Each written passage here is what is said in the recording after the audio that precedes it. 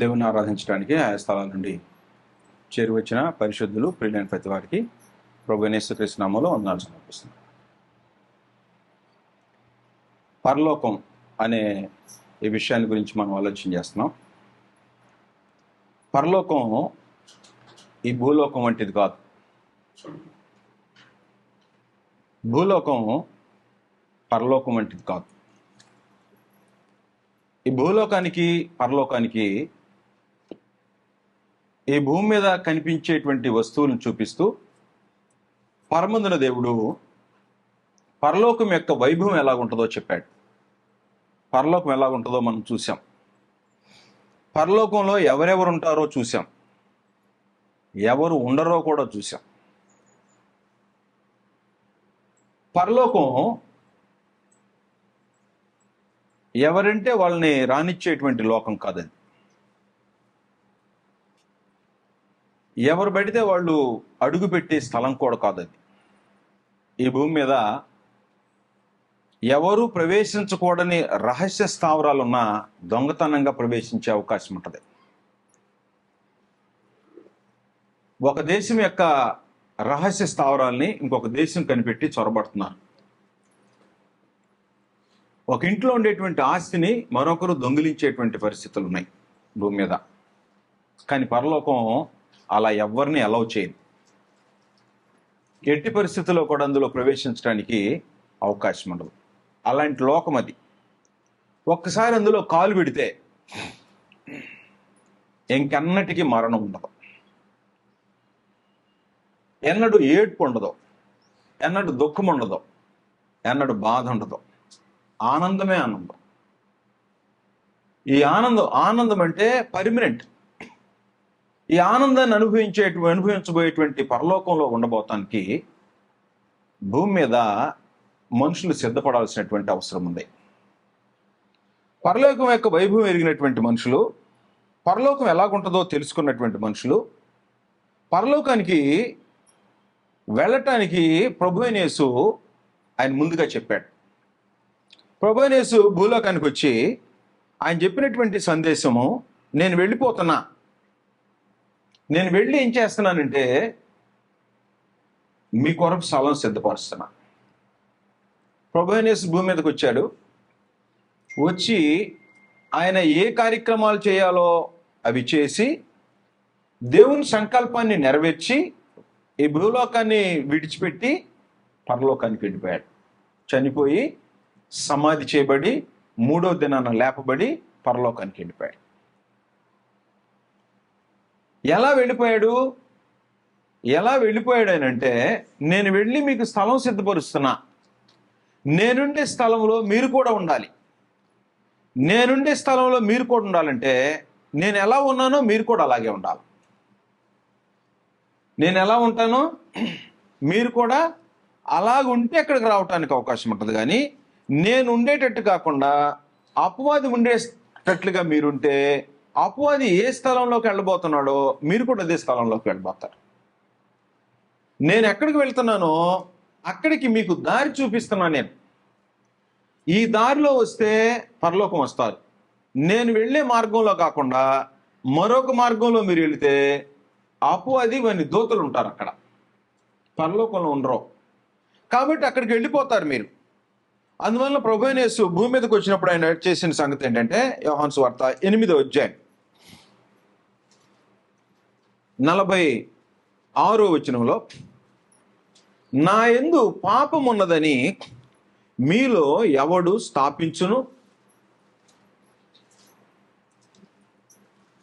ప్రభువైన యేసు పరలోకానికి వెళ్ళిపోయిన ఏకైక కారణం ఏంటంటే, ప్రభువైన యేసులో ఏ పాపం లేదు.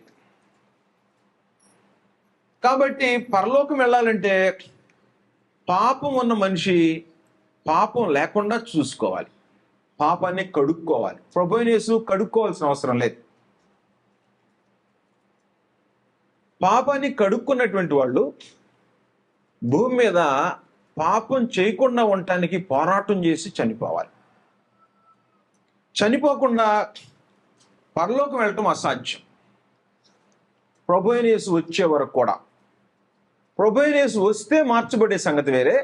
ప్రభు అయిన యేసు వచ్చే వరకు కూడా ఇప్పుడు లోకంలో దాదాపు 2000 సంవత్సరాల నుంచి ప్రభు అయిన యేసు వెళ్ళిపోయిన తర్వాత చనిపోకుండా పరదేశు నేడు విశ్రాంతి తీసుకునే స్థలానికి ఎవరు వెళ్ళటానికి అవకాశం ఉండదు. అంటే మరణం ఏం చేసిద్దంటే, ఈ మరణం ఆత్మను పరదేశంలో ఉంచిపెట్టింది. ఈ మరణ ద్వారం ద్వారానే వెళ్ళాల మనుషులు. ఈ మరణ ద్వారం ద్వారా వెళ్ళేటప్పుడు పాపం చేయకుండా చనిపోవాలి. బాప్తిస్మం పొందిన దగ్గర నుంచి నీతిమంతులుగా బ్రతకటానికి పోరాటం చేసి చనిపోవాలి. నాలో పాపం ఉన్నదని మీలో ఎవడు స్థాపిస్తాడు అనేది.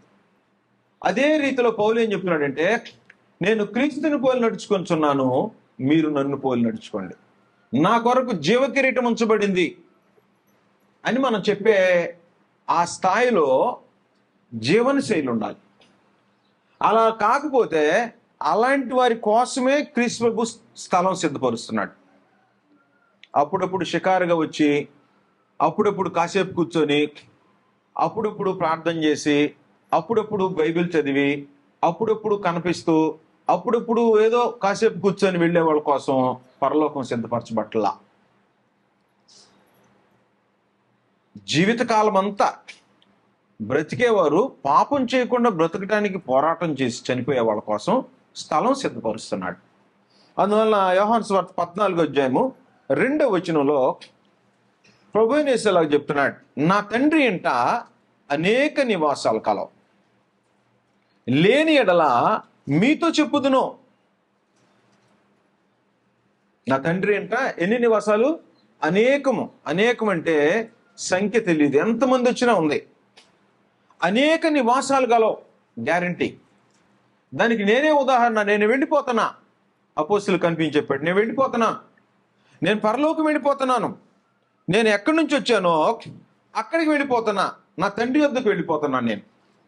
కాబట్టి ఇప్పుడు భూమి మీద నివాసం చేసేటువంటి మనిషి చావు కాలం వచ్చేటప్పటికి నేను నా తండ్రి దగ్గరికి వెళ్ళిపోతున్నాను, నేను ఈ లోకాన్ని వదిలిపెట్టి నా తండ్రి దగ్గరతో వెళ్ళిపోతా, ఆయనతో పాటు ఉండిపోతా అనే విశ్వాసాన్ని భూమి మీద ప్రకటించేటువంటి ఆ విశ్వాసం కావాలి మనిషికి. ఆ విశ్వాసం కావాలంటే జీవితం భద్రం చేసుకునేవాడై ఉండాలా. యోహాను సువార్త 16వ అధ్యాయం 27వ వచనం, మీరు నన్ను ప్రేమించి నేను దేవుని యొద్ద నుండి బయలుదేరి వచ్చితినని నమ్మితిరి గనుక తండ్రి తానే మిమ్మును ప్రేమించుచున్నాడు. నేను తండ్రి యొద్ద నుండి బయలుదేరి లోకమునకు వచ్చి ఉన్నాను, మరియు లోకమును విడిచి తండ్రి యొద్దకు వెళ్ళుచున్నాను. తండ్రి దగ్గర నుంచి పరలోకాన్ని వదిలిపెట్టి భూమి మీదకి వచ్చా, ఈ లోకాన్ని వదిలిపెట్టి మరలా తండ్రి యొద్దకు వెళ్ళిపోతాను. కాబట్టి మనుషులు కూడా ఈ భూమి మీద బ్రతికే దినాల్లో ఏమని కోరిక ఉండాలంటే, ఈ లోకాన్ని వదిలిపెట్టి నేను వెళ్ళిపోతాను. నేను ఎక్కడి నుంచి వచ్చాను? పరలోకం నుండి వచ్చాను. ఏ ఊరు నుంచి వచ్చాడో గుర్తుపెట్టుకోవాలని విన్నాం ఇంతకుముందు. ఏ ఊరు నుంచి వచ్చావో గుర్తుపెట్టుకుంటే ఆ ఊరు వెళ్ళటానికి అవకాశం ఉంటుంది. కాబట్టి ప్రభువైన యేసు ఎక్కడి నుంచి వచ్చాడో ఎరిగాడు. ఆయన వెళ్ళిపోయేటప్పుడు ఏం చెప్తున్నాడంటే, నేను వెళుతున్నాను, మీకు స్థలం సిద్ధపరుస్తా, నా తండ్రి ఇంట అనేక నివాసాలు కావు.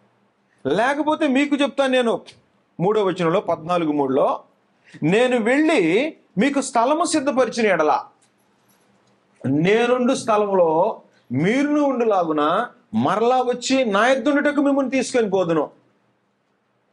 ఇప్పుడు జనరల్గా మాట్లాడుతున్నాను నేను. ఇళ్ల స్థలాలు ఇస్తున్నారనుకోండి, గత ప్రభుత్వం ఇళ్ల స్థలాలు ఇచ్చింది, ప్రభుత్వాలు ఇళ్ల స్థలాలు ఏదో ఒకటి ఇస్తానే ఉన్నాయి. ఇచ్చేటప్పుడు ముందు వరుసలో ఎవరిని సెలెక్ట్ చేస్తారు?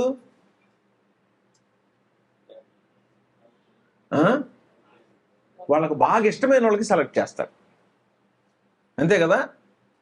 వాళ్ళకి బాగా తెలిసిన వాళ్ళ పేర్లు ముందుంటాయి ఇది భూమి మీద. తెలియని వాళ్ళ పేర్లు ఏమైనా ఉంటాయి, రికమెండేషన్లు కూడా ఉంటాయి. ఇక్కడ అక్కడ అలా ఉండదు. దానికి వెళ్ళాలంటే ఏం చేయాలంటే హక్కు సంపాదించుకోవాలి.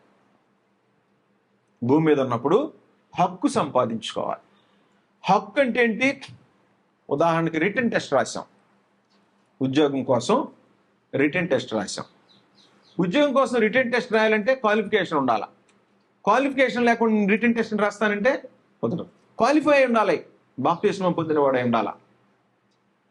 మొదటి కండిషన్, బాప్తిస్మం పొందాడు అంటే పాపాన్ని వదిలిపెట్టాడని అర్థం. ఈ పాపాన్ని వదిలిపెట్టుకోవటం అనేది మొట్టమొదటి కండిషన్, అర్హత. అది పరలోకం తీసుకెళ్దాం. బాప్తిస్మం పొందినంత మాత్రాన పరలోకం పోడు.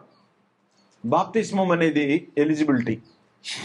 ఈ ఎలిజిబిలిటీ పొందినటువంటి వాడు పరలోక యాత్ర ప్రారంభించాడు. పరలోక యాత్ర ప్రారంభించడానికి ఎలిజిబిలిటీ. ఈ ఎలిజిబిలిటీ వచ్చిన తర్వాత ఏం చేయాలంటే అక్కడి నుంచి ప్రయాణం స్టార్ట్ చేయాలి. ఈ ప్రయాణం స్టార్ట్ చేస్తే ప్రతిరోజు మనం ఏం చేస్తున్నామో పరమందున దేవుడు చూస్తుంటాడు, ప్రభు అయిన యేసు చూస్తుంటాడు. ఇప్పుడు ఎలిజిబిలిటీ ఎవరికైతే వచ్చిందో వాళ్ళ పేర్లు జీవ గ్రంథంలో రాస్తారు. ఈ జీవ గ్రంథంలో రాసిన తర్వాత ప్రతిరోజు ఏం జరుగుద్దంటే మనల్ని అబ్జర్వేషన్లో ఉంచుతుంటారు. ఎప్పుడైనా దీనిలో నుంచి తప్పిపోయామనుకో, తప్పిపోతే ఏం జరిగింది? హెచ్చరిస్తాడు. హెచ్చరించి లోపల పరిశుద్ధాత్మను పెట్టాడు. ఈ పరిశుద్ధాత్మ నిన్ను హెచ్చరిస్తూ ఉంటాడు. ఈ హెచ్చరిక ఖాతరు చేయకుండా వెళ్ళిపోయావనుకో, పరిశుద్ధాత్మను దుఃఖపరిచావనుకో, చూసి చూసి చూసి ఏమొస్తాడంటే పరిశుద్ధాత్మ నీలోంచి వెళ్ళిపోతాడు. నీలోంచి వెళ్ళిపోగానే ఆటోమేటిక్గా జీవ గ్రంథం నుండి పేరు డిలీట్ అయిపోతుంది. పరిశుద్ధాత్మను దుఃఖపరచొద్దు, విమోచన దినం వరకు ఆయన యందు మీరు ముద్రించబడి ఉన్నారు అని చెప్పాడు. కాబట్టి విమోచన దినం వరకు, విమోచన అంటే దేహాన్ని వదిలిపెట్టడం అన్నా లేకపోతే ప్రభు అయిన యేసు రావటమైనా, ఈ దినం వరకు పరిశుద్ధాత్మ ఏం చేస్తుంటాడంటే మనుషుల్ని హెచ్చరిక చేస్తూ పాపంలోకి పోకుండా మనుషుల్ని కాపాడుతుంటుంటాడు. దాన్ని కానీ మన పరిశుద్ధాత్మను కానీ పట్టించుకోకుండా వదిలిపెట్టేసామనుకో, మన ఇష్టం చెట్టు బ్రతుకుతున్నాం అనుకో, చూసి చూసి చూసి పరిశుద్ధాత్మ మన దగ్గర నుంచి వెళ్ళిపోతాడు. బాప్తిస్మం పొందినప్పుడు పరిశుద్ధాత్మ అడ్వాన్స్ అనుగ్రహింపబడ్డాడు. ఇప్పుడు నువ్వు పరిశుద్ధాత్మను కాపాడుకోవాలంటే పరిశుద్ధమైన జీవితాన్ని జీవించాలి. ఈ పరిశుద్ధమైన జీవితాన్ని జీవించడానికి పరిశుద్ధాత్మ సహాయం చేస్తాడు. ఆ సహాయం చేసేటప్పుడు జాగ్రత్తగా బ్రతుకుతూ ఉంటే నీ పేరు జీవ గ్రంథంలో రిటైన్ చేయబడి ఉంటుంది. ఎప్పుడైనా మరలా తిరిగి కుక్క తన వాంతికి పోయినట్టు వెళ్ళిపోతే ఆ పేరు ఏం జరిగిద్దంటే అక్కడి నుంచి డిలీట్ చేయబడింది.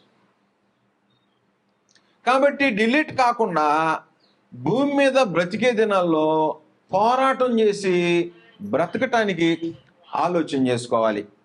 ఎలా ఉండాలంటే ప్రభు అయిన ఇప్పుడు ఇలా బాప్తిస్మం పొందిన వాళ్ళకి ఎలా ఉండాలి మనం అంటే, ఫిలిప్పీ పత్రిక అధ్యాయము 20వ వచనంలో మన పౌరస్థితి పరలోకమందు ఉన్నది. మన మెంబర్షిప్ ఎక్కడుంది? పరలోకమందు ఉంది. పరలోకమందు మెంబర్షిప్ కలిగిన వాళ్ళు అక్కడ నుండి మన ప్రభు అయిన యేసుక్రీస్తును రక్షకుని నిమిత్తము కనిపెట్టుకొని ఉన్నాం. ఈ రక్షణ పొందిన వాళ్ళు, బాప్తిస్మం పొందిన వాళ్ళు, అలాంటి వారు ప్రభు అయిన యేసు ఎప్పుడు వస్తాడా, నన్ను తీసుకెళ్తాడని ఎదురు చూస్తుండాలి. ఎదురు చూసే వాళ్ళ కోసము స్థలం సిద్ధపరుస్తున్నాడు ఆయన. పరలోకం కోసం ఎదురు చూడని వాళ్ళ కోసం పరలోకం ఉండదు. కాబట్టి మనం ఎలా ఉండాలంటే, ప్రభు అయిన యేసు అనే రక్షకుడు వస్తాడు, నన్ను తీసుకెళ్తాడు, నేను పరలోకంలో ఉంటా అని ఆయన్ని ఎదుర్కోవటానికి సిద్ధంగా ఉండాలి. ప్రభు అయిన యేసు వచ్చేదానికి ఎదుర్కోవాలంటే తీతుకు రాసిన పత్రిక 2వ అధ్యాయము 12వ వచనంలో, తీతుకు రాసిన పత్రిక 2వ అధ్యాయము 12వ వచనం అంటే ప్రభు అయిన యేసు స్థలం సిద్ధపరుస్తున్నాడు. నేనుండే చోట వాళ్ళు కూడా ఉండాలని కోరుకుంటున్నాడు ఆయన. కాబట్టి నేనుండే చోటు వాళ్ళు కూడా ఉండాలంటే నేనున్నట్లు మీరు ఉండాలని మీ కింద బోధిస్తున్నాడు.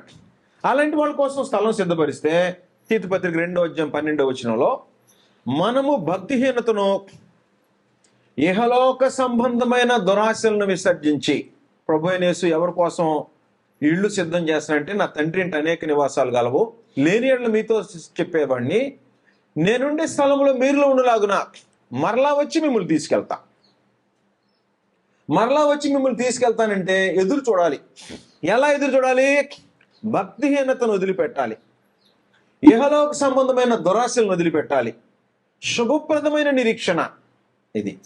భక్తిహీనతను వదిలిపెట్టి ఇహలోక సంబంధమైన దురాశలను విసర్జిస్తే శుభప్రదమైన నిరీక్షణ ఉంటుంది. అప్పుడు నిరీక్షణ అంటే ఎదురు చూడటం. ఈ శుభప్రదమైన నిరీక్షణ ఉంటుంది. అనగా శుభప్రదమైన నిరీక్షణ అంటే చెప్తున్నాడు, మహాదేవుడును మన రక్షకుడునైన యేసుక్రీస్తు మహిమ యొక్క ప్రత్యక్షత కొరకు ఎదురు చూచుచో. ప్రభు యేసు ఎప్పుడు వస్తాడా, ఎప్పుడు ప్రత్యక్షమవుతాడా, నేను ఎప్పుడు వెళ్ళిపోతానా అని ఎదురు చూచుచు ఈ లోకములో స్వస్థ బుద్ధితో, బుద్ధికి జబ్బు లేకుండా, దేహానికి జబ్బు కాదు, బుద్ధికి జబ్బు లేకుండా స్వస్థ బుద్ధితో, నీతితో, భక్తితో బ్రతుకుచుండవల్లని మనకు బోధించుచున్నది. దేవుని కృప ఏం బోధిస్తుందంటే, నాయన రక్షింపబడ్డావు, ప్రభు యేసుని పంపిస్తా, నిన్ను తీసుకొస్తాడు నా దగ్గరికి.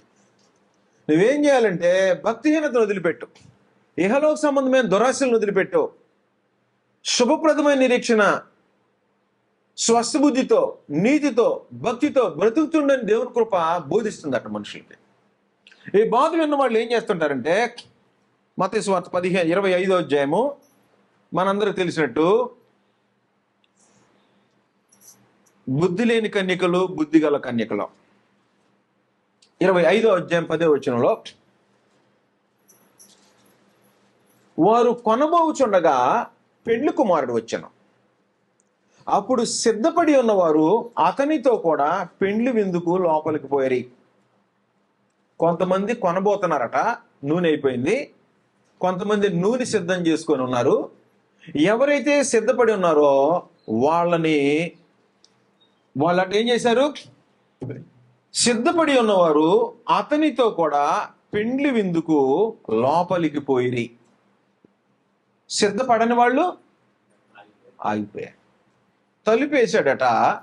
తలుపేసిన తర్వాత తలుపు తీయటానికి వీలు పడదన్నాడు. ఒక్కసారి పరలోక ప్రవేశం అయిపోయింది అనుకో, ప్రభు యేసు వచ్చాడు అనుకో, పరలోకంలోకి ఎంతమంది పోవాలో డిసైడ్ అయిన వాళ్ళు వెళ్ళిపోతారు. వెళ్ళిపోయిన తర్వాత ఇంకెవరికి కూడా ఛాన్స్ లేదు, అయ్యా లేట్ అయిందయ్యా, కొంచెం లేట్ అయిపోయింది, నో, ఇంకందులో ప్రవేశించడానికి ఎట్టి పరిస్థితుల్లో కూడా అవకాశం ఉండదు. బుద్ధి గలవారు పరలోకానికి ప్రయాణం చేస్తున్నారు. పరలోకానికి ప్రయాణం చేయడానికి బయలుదేరారు. బాప్తిస్మం పొందిన వాళ్ళే. బయలుదేరిన వాళ్ళలో 2 రకాల బ్యాచ్లు ఉంటారని చెప్పాడు. ఒక బ్యాచ్ పరలోకమే గమ్యంగా చూసేటువంటి వాడు, రెండో బ్యాచ్ నిర్లక్ష్యం చేసేవాడు. ఈ నిర్లక్ష్యం చేసేవాళ్ళు, అందుకే భూమి మీద మనకు అనేకమైన ఎగ్జాంపుల్స్ కనబడుతుంటాయి. సెల్ ఫోన్ కొన్నవాళ్ళు ఇప్పుడు బ్యాటరీ బ్యాకప్ ఒకటి ఉంటుంది, తెలుసు కదా, బ్యాటరీ బ్యాకప్ ఉంటుంది. ఒకవేళ అది అయిపోతే మాట్లాడేటప్పుడు కానీ ప్రయాణాలు ఎక్కడైనా అయిపోద్ది అని చెప్పి బ్యాకప్ ఒకటి పెట్టుకుంటున్నారు, తెలుసు కదా. బ్యాటరీ ఉంటుంది చిన్నది, అయిపోయింది అనుకో, అది కనెక్షన్ ఇచ్చేస్తే వెంటనే ఆగకుండా ప్రోగ్రామ్ రన్ అయిపోద్ది. భూమి మీద ఎన్ని తెలివితేటలుంటే ప్రయాణం చేసి యాత్రకు వెళ్ళేటప్పుడు మనం విశ్వాసం ఎక్కడైనా జారిపోతామని జాగ్రత్తగా ఉండాల్సిన అవసరం లేదా? జాగ్రత్తగా ఉండాలని చెప్తున్నాడు. అశ్రద్ధ పనికిరాదు. అది పరలోక యాత్రకు వెళ్ళేవాడు నూనె తీసుకొని బయలుదేరాలి, దీపం ఆరిపోకుండా చూసుకోవాలి. అంటే దీపం ఆరిపోకుండా చూసుకోవటం ఎంత కష్టం. క్యాండిల్ పోటీలు పెడుతుంటాం మేము పిల్లలకి. చిన్న అడ్డం పెట్టుకునే గిన్నె ఒకటి ఇచ్చి క్యాండిల్ వెలిగించి పోటీ పెడతాం. ఈ పోటీలో క్యాండిల్ ఆరిపోకుండా ఆ డిస్టెన్స్ ఎంతమంది అయితే వస్తారు, అందులో ముందే ఎవరు వస్తారో వాళ్ళకి ప్రైజ్ ఇస్తారు. మధ్యలో ఆరిపోతే ప్రైజ్ లేదు ఇక. కాబట్టి భూమి మీద ఎగ్జాంపుల్స్ మనకు కనపడుతున్నాయి. ఒకవేళ గాలి కొడితే గారిపోవచ్చు, కానీ నీ దగ్గర నూనె ఉంటే, నీ దగ్గర విశ్వాసం సరైనదై ఉంటే నీ దీపం మారిపోయే అవకాశం లేదు.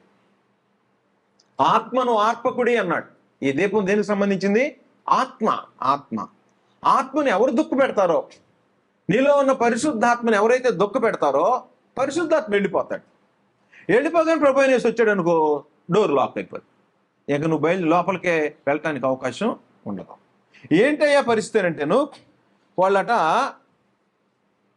అర్ధరాత్రి వేళ, 6వ వచనం, అర్ధరాత్రి వేళ ఇదిగో పెండ్లి కుమారుడు అతనిని ఎదుర్కొన రండని అని కేక వినబడింది. అప్పుడు ఆ కన్యకలందరూ లేచి, కన్యకలు అంటే అర్థం ఏంటి తెలుసా?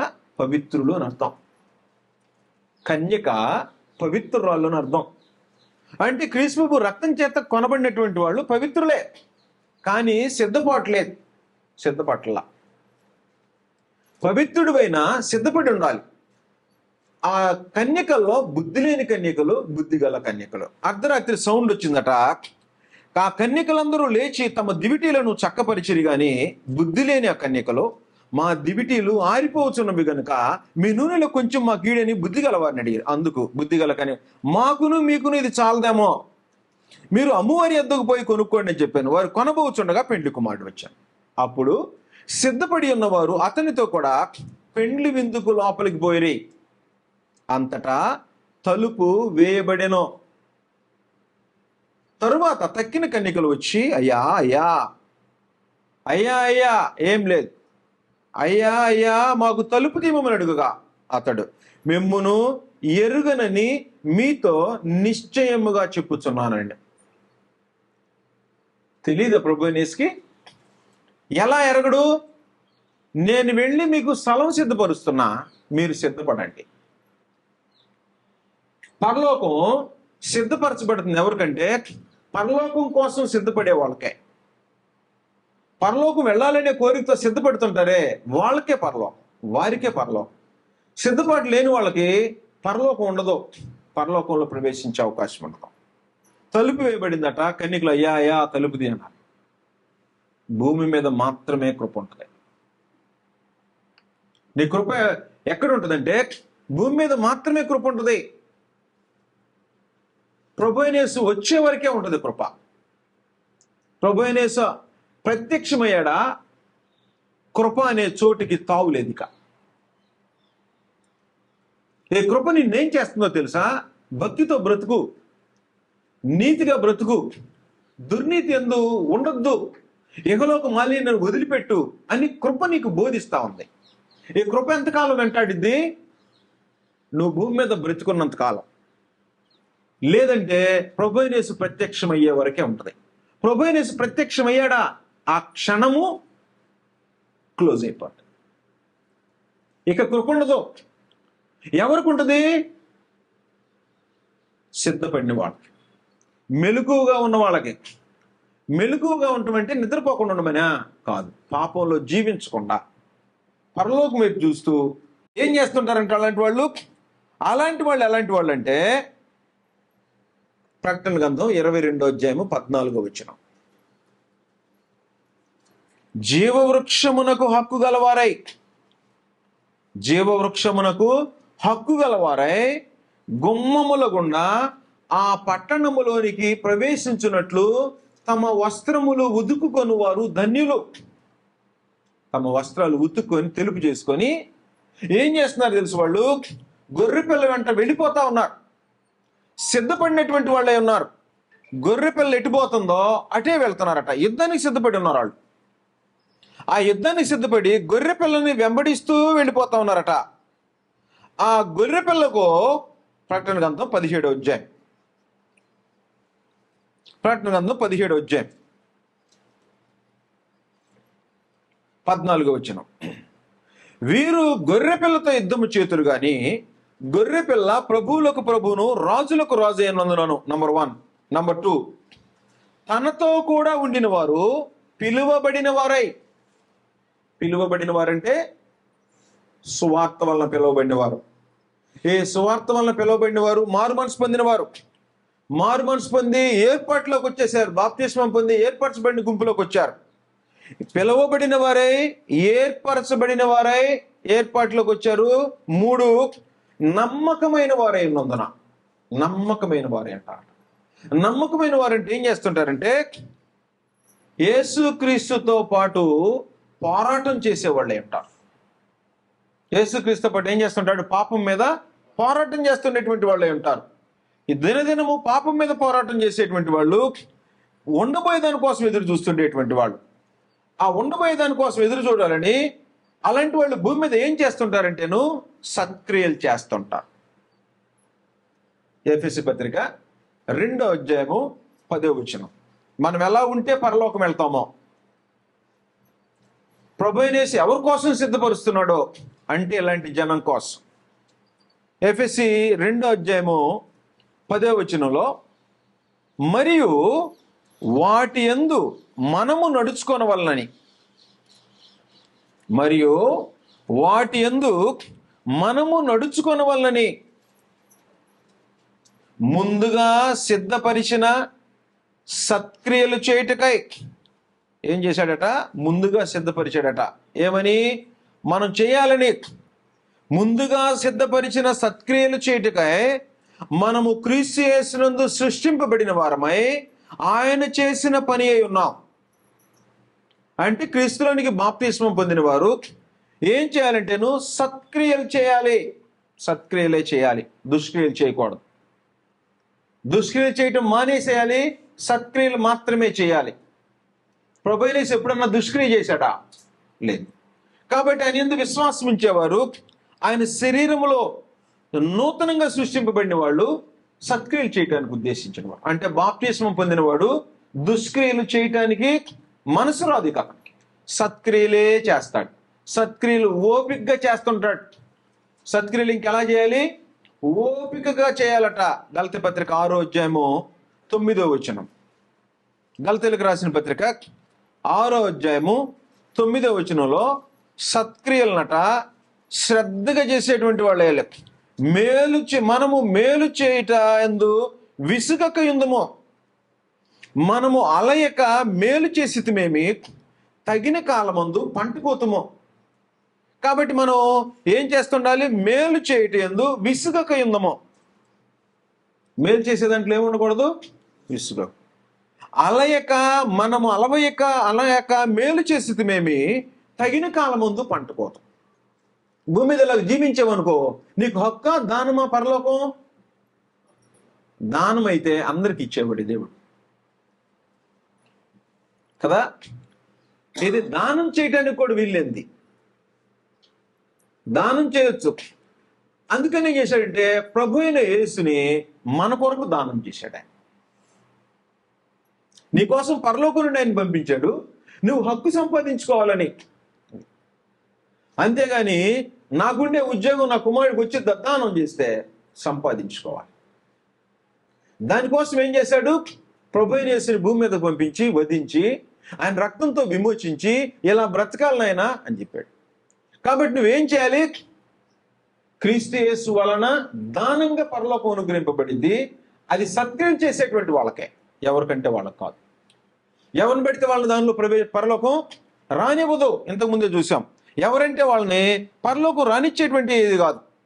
ఎవరిని పెడితే వాళ్ళని భూమి మీద నుంచి పరలోకానికి రానిచ్చేది కాదు. ఎవరెవరు ఉంటారట? వెలుపట ఎవరు ఉంటారో చెప్తున్నాడు. ప్రకటన 22:14.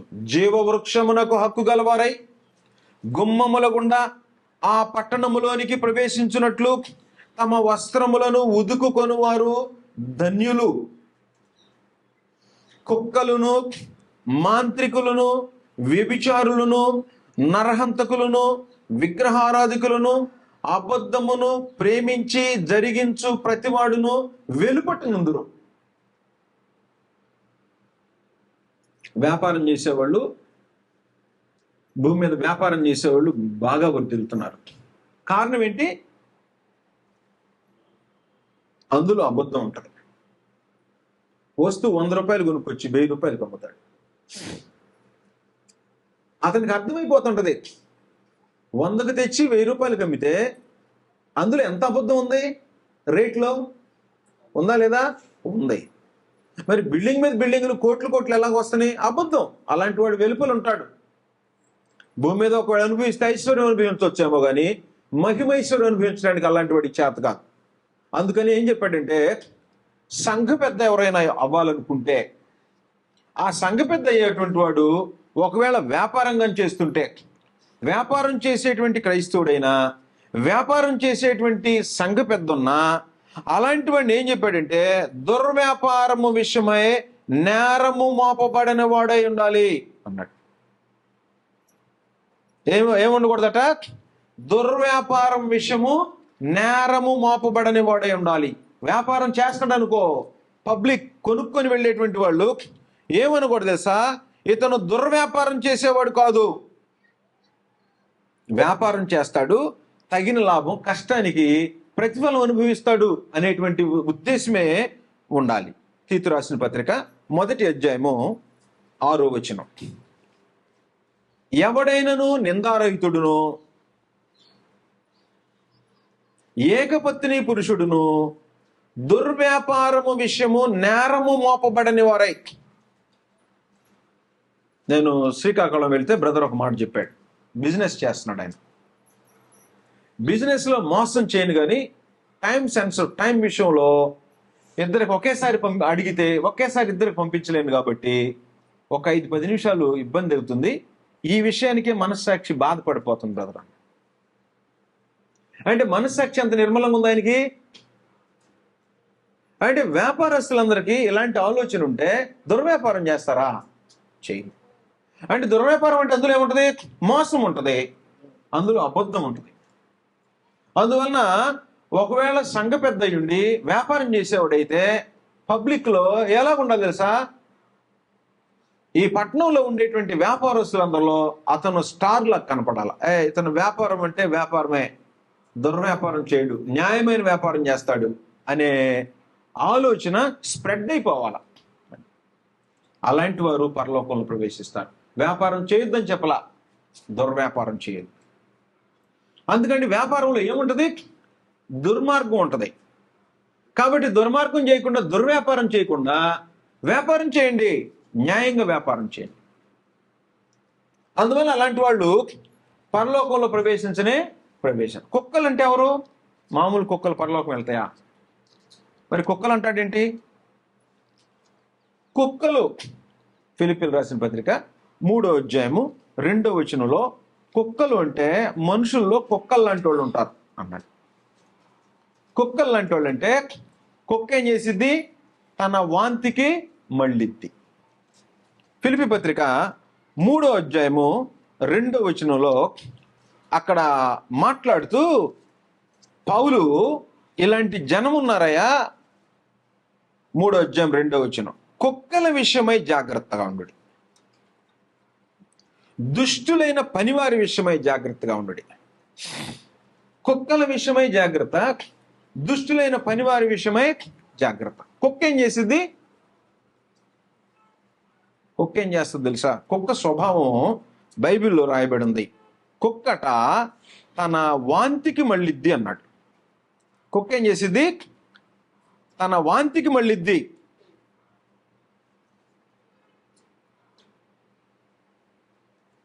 కాబట్టి తన వాంతికి మళ్ళటం అంటే అర్థం ఏంటి? అది సంగతి. కక్కిన దానికి మళ్ళీపోయింది. కక్కిందంటే విసర్జించాం, పాపాన్ని విసర్జించాం. ఈ పాపాన్ని విసర్జించిన వాడు మరలా పాపంలోకి పోయాడు అనుకో, వాడు కుక్క అన్నాడు. అర్థమైందా? మనుషుల్లో కుక్కలు. మనుషుల్లో కుక్కలంటే ఎవరు? పాపాన్ని వదిలిపెట్టి అసహించుకొని విసర్జించి పరిశుద్ధుడయ్యాడు. ఇప్పుడు అతను ఎక్కడికి పోతున్నాడు? మళ్ళా ఆ పాపానికే పోతున్నాడు. కాబట్టి సామెతల గ్రంథం 26వ అధ్యాయము 11వ వచనంలో తన మోడతను మరలా కనపరుచు మూర్ఖుడు కక్కిన దానికి తిరుగు కుక్కతో సమానం. తన మూఢతను మరలా కనపరుచువాడు ఒకవేళ మూర్ఖం చూపించినా కూడా కక్కిన దానికి తిరుగు కుక్కతో సమానుడు. అందువలన ఏం చేయకూడదంటే కుక్కలాగా పోకూడదు అని అన్నాడు. కొత్త నిబంధనలో ఏం చెప్పాడంటే కుక్క తన వాంతికి మళ్ళినట్లు కుక్కల విషయమై జాగ్రత్త. 2 పేతురు పత్రిక 2వ అధ్యాయము 22వ వచనం.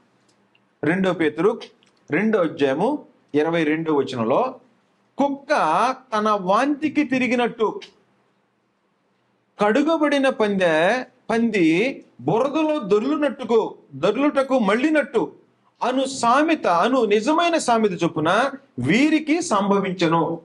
అంటే విశ్వాసం నుంచి తొలగిపోయినటువంటి వాడు కుక్కతో సమానుడు. ఎట్లాంటి కుక్క? తన వాంతికి మళ్ళీ కుక్కతో సమానుడు. మామూలు కుక్క కూడా అనలా, తన వాంతికి మళ్ళీ కుక్క ఉంటుంది అలాంటి వాడితో. అందుకని కుక్కల విషయమై జాగ్రత్త. అంటే విశ్వాసంలోకి వచ్చి మరలా పాపంలోకి వెళ్ళిపోయి లోకంలో బ్రతికేటువంటి వాటితో సహవాసం చేయనేకూడదు. ఒకవేళ లోకంలో ఉండేవాడితో ఎప్పుడైనా సహవాసానికి వెళితే అతన్ని మార్చొచ్చు, కానీ కుక్కైన వాడికి తన వంతుకి మళ్ళీ మారతాడా? మారటం. అలాంటి వాడు కుదరదు. అందుకని అలాంటి వాడు పరలోకంలో ప్రవేశించడం అనేది అసాధ్యమైంది. కాబట్టి మనం ఏం చేయాలట? దీపం ఆరిపోకుండా చూసుకోవాలి, జాగ్రత్తగా ఉండాలి. అందుకని ఏం చెప్తాడంటే హెబ్రీ పత్రిక 13వ అధ్యాయము 14వ వచనం. హెబ్రీ పత్రిక 13వ అధ్యాయము 14వ వచనంలో నిలువరమైన పట్టణం మనకి ఇక్కడ లేదు. నిలువరమైన పట్టణం భూమి మీద లేదు. నిలువరమైన పట్టణం ఏది? పరలోకం. నిలువరమైన పట్టణం కాదు భూమి మీద. ఒకవేళ భూమి కొంతకాలం ఉన్నా నువ్వు ఉండవు. కొంతకాలం ప్రభువుని వేసి వస్తే భూమి కూడా ఉండదు. ఇది నిలవరమైన పట్టణం కాదు. నువ్వు బాంబే అంటావో, కలకట అంటావో, అమెరికా అంటావో, నా సిటిజన్షిప్ ఇంగ్లాండ్లో ఉందాయా, నా సిటిజన్షిప్ అమెరికాలో ఉందాయా? నీ సిటిజన్షిప్ ఉంటే ఉండొచ్చు. Do you have citizenship in eternity? అంటే పరలోకంలో నీకు పౌరత్వం ఉందా? పరలోక పౌరత్వం లేకపోతే నీకు 10 దేశాల్లో పౌరత్వం ఉన్నా నీకంటే దౌర్భాగ్యుడు ఈ ప్రపంచంలో లేడు.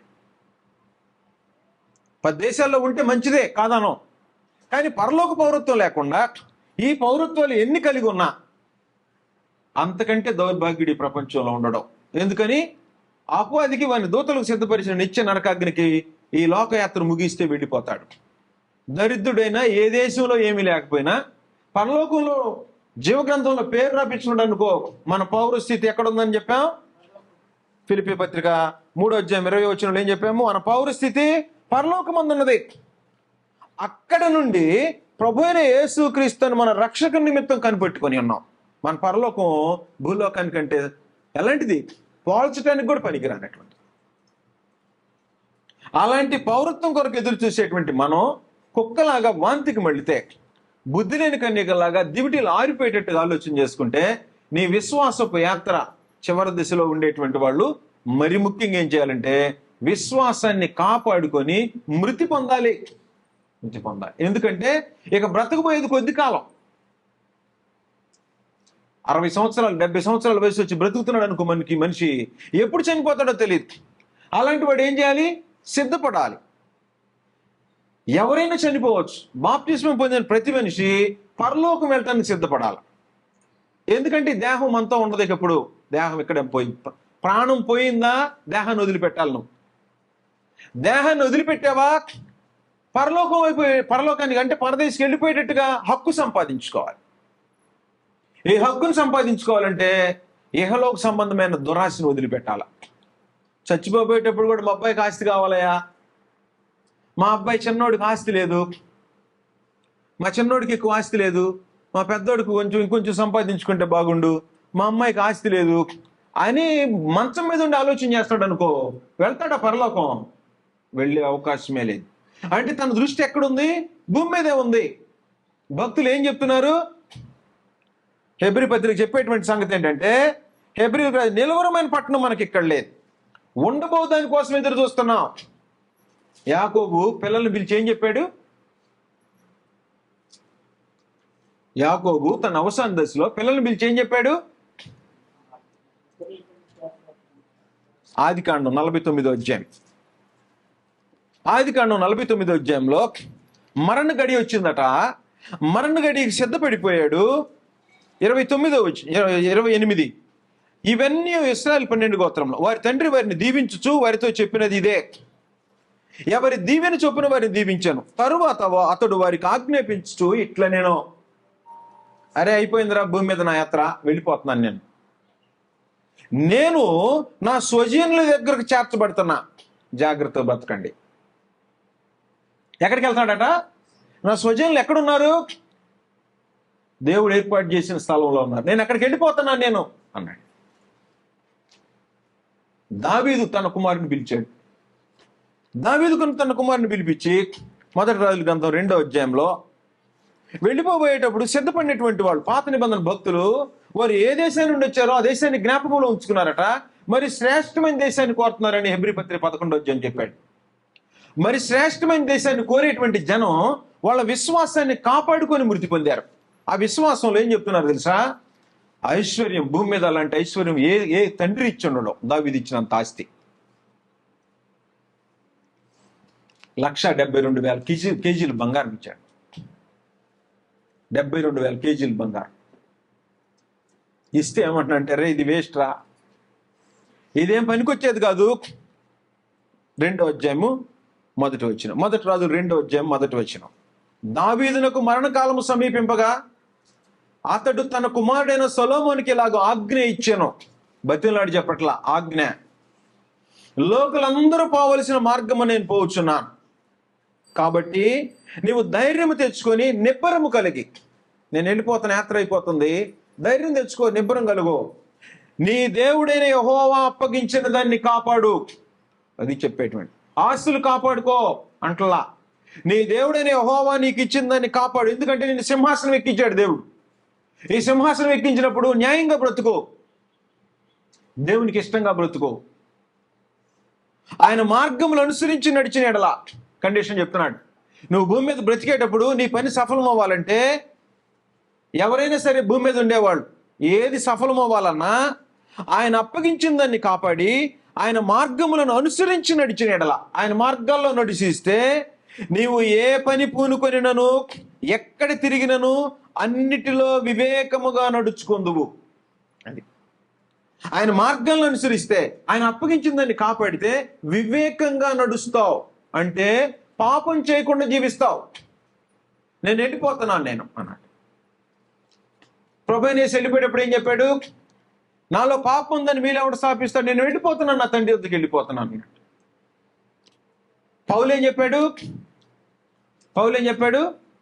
నేను వెడలిపోవు కాలం సమీపమైంది, నేను వెళ్ళిపోతున్నా, ఈ లోకం పెంటగా కనపడుతుంది నాకు, నేను వెళ్ళిపోయేటువంటి సమయం దగ్గర పడిపోయింది, వెళ్ళిపోయే సమయం దగ్గర వచ్చింది కాబట్టి నా కోసం జీవ కిరీటం ఉంచబడింది, నేను వెళ్ళిపోతున్నాను, నా కోసం జీవ కిరీటం రెడీగా ఉంది అని అన్నాడు. 2 తిమోతి 4వ అధ్యాయం 6వ వచనం సువార్తికుడికి చెప్తున్నాడు. సువార్తికుడికి ఏం చెప్తున్నాడు తెలుసా? నేను ఇప్పుడే పానార్పణముగా పోయబడుచున్నాను. అంటే అర్థం ఏంటి? చనిపోయే కాలం దగ్గరికి వచ్చేసేసింది, నేను వెడలిపోవు కాలం సమీపమై ఉన్నది, మంచి పోరాటం పోరాడుతున్నాయి. ఇప్పుడు చావుకు దగ్గరికి వచ్చిన వాడు, నీ పోరాటం పాపం మీద ఎంత పోరాటం చేశావు, నీతిగా ఎంత బ్రతికావు, నువ్వు చనిపోతే నిన్ను పరలోకం రాణిస్తుందా అని కూర్చొని ఆలోచన చేసుకొని తగులుపడింది అనుకో, దేవా నేను పాపం చేశానయ్యా, గత కాలం ఇక నేను చేయను, ఇక బ్రతుకుండే కాలం నీతిగా బ్రతుకుతా, ఇక పాపం జోలిపోను, లోకంలో దురాశ జోలిపోను నేను అని చెప్పాలంటే పోరాటం చేసిన వాడు అయి ఉండాలా. నేను ఇప్పుడే పానార్పణముగా పోయబడుచున్నాను, నేను వెడలిపోవు కాలం సమీపమై ఉన్నది, మంచి పోరాటం పోరాడి తిని, నా పరుగు కడముట్టించి తిని, విశ్వాసము కాపాడుకొంటిని. ఇక మీదట నా కొరకు నీతి కిరీటం ఉంచబడింది.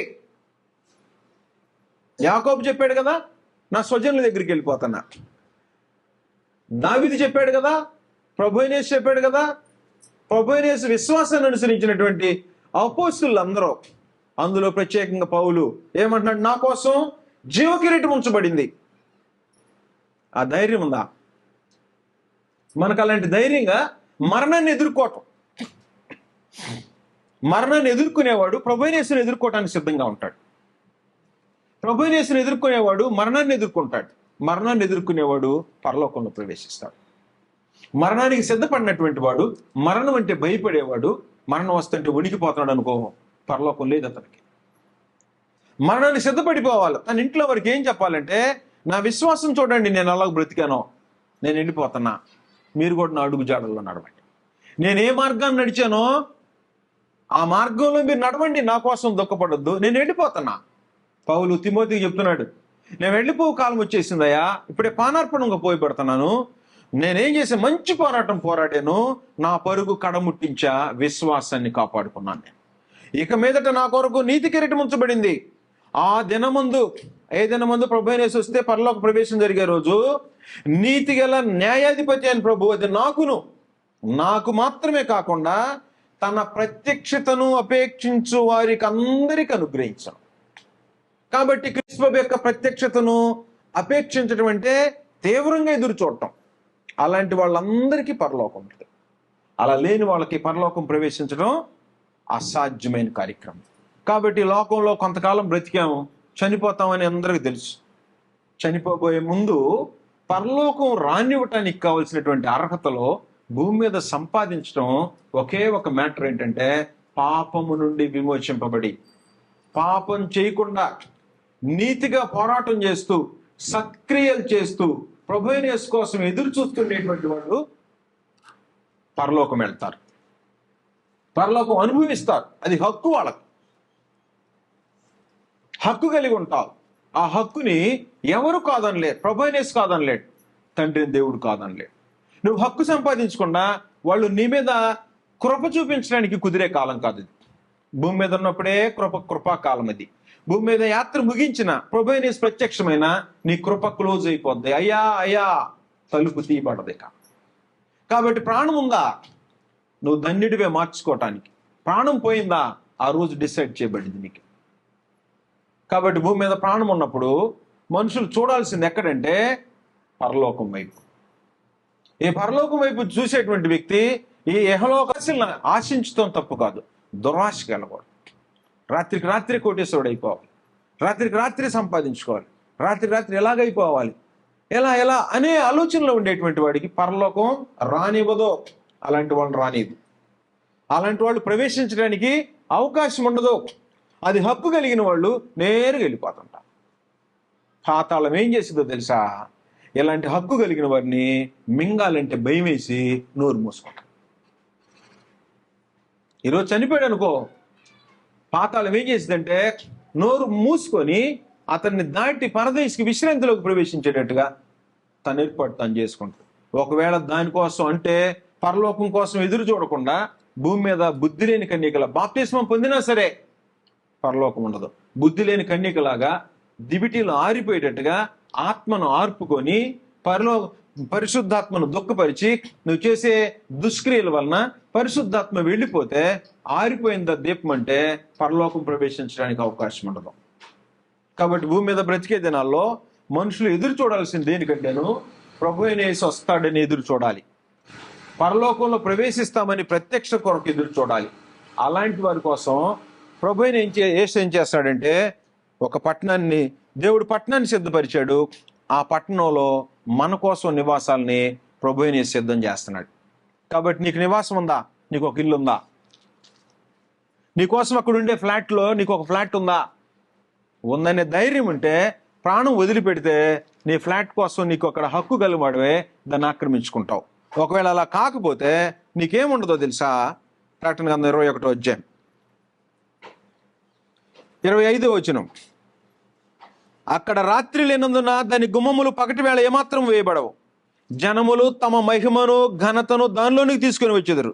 గొర్రె పిల్ల యొక్క జీవ గ్రంథమందు రాయబడిన వారే దానిలో ప్రవేశించుదురు గాని నిషిద్ధమైనదైనను అసహ్యమైన దాన్ని అబద్ధమైన దాన్ని జరిగించువాడైనను దానిలోనికి ప్రవేశింపనే ప్రవేశింపడు.